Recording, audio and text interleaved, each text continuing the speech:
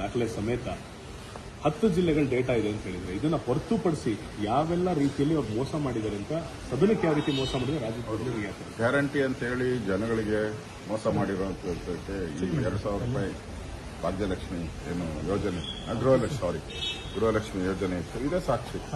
ದಾಖಲೆ ಸಮೇತ ನಾವು ಕೊಟ್ಟಿದ್ದೀವಿ. ಮುಖ್ಯಮಂತ್ರಿಗಳು ಆರೈಕೆ ಉತ್ತರವನ್ನ ಕೊಟ್ಟಿದ್ದಾರೆ.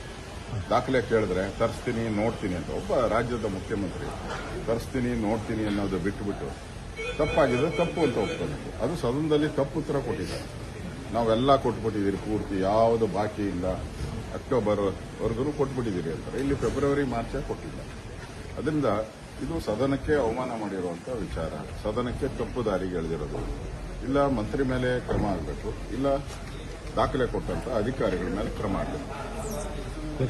ಈ ಒಂದು ವಿಚಾರಗಳನ್ನ ಇಟ್ಕೊಂಡು ನಾವು ಈ ಗೃಹಲಕ್ಷ್ಮಿ ವಿಚಾರವಾಗಿ ನಾವು ಹೋರಾಟವನ್ನು ನಾವು ಮಾಡೋದಕ್ಕೆ ಮೊನ್ನೆನೇ ಅದು ಹೋರಾಟ ಸೋಮವಾರಕ್ಕೆ ಸ್ಪೀಕರ್ ಅವರು ಸೋಮವಾರಕ್ಕೆ ಅದಕ್ಕೆ ಅವಕಾಶ ಕೊಡ್ತೀನಿ ಅಂತ ಹೇಳಿದ್ದಾರೆ. ಸೋಮವಾರ ಅದ್ರ ಬಗ್ಗೆ ಚರ್ಚೆ ಮಾಡಿ. ಸದನಕ್ಕೆ ಲಕ್ಷ್ಮೀ ಹೆಬ್ಬಾಳ್ಕರ್ ತಪ್ಪು ಮಾಹಿತಿ ಕೊಟ್ಟಿದ್ದಾರೆ ಸರ್. ಇದು ತಪ್ಪು ಮಾಹಿತಿ ಕೊಟ್ಟಿರೋದಕ್ಕೆ ಸದನದಲ್ಲಿ ಅವರಿಗೆ ನಾವು ಪ್ರಸ್ತಾವನೆ ಮಾಡಿದ್ರಿ.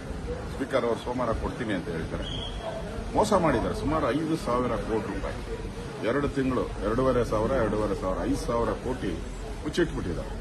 ಜನಗಳು ಕೊಡಬೇಕಾದ ದುಡ್ಡನ್ನ ಪಾಪರ್ ಹೊತ್ತು ಫೈನಾನ್ಸ್ ಅಲ್ಲಿ ದುಡ್ಡಿಲ್ಲ, ಕೊಟ್ಟಿಲ್ಲ.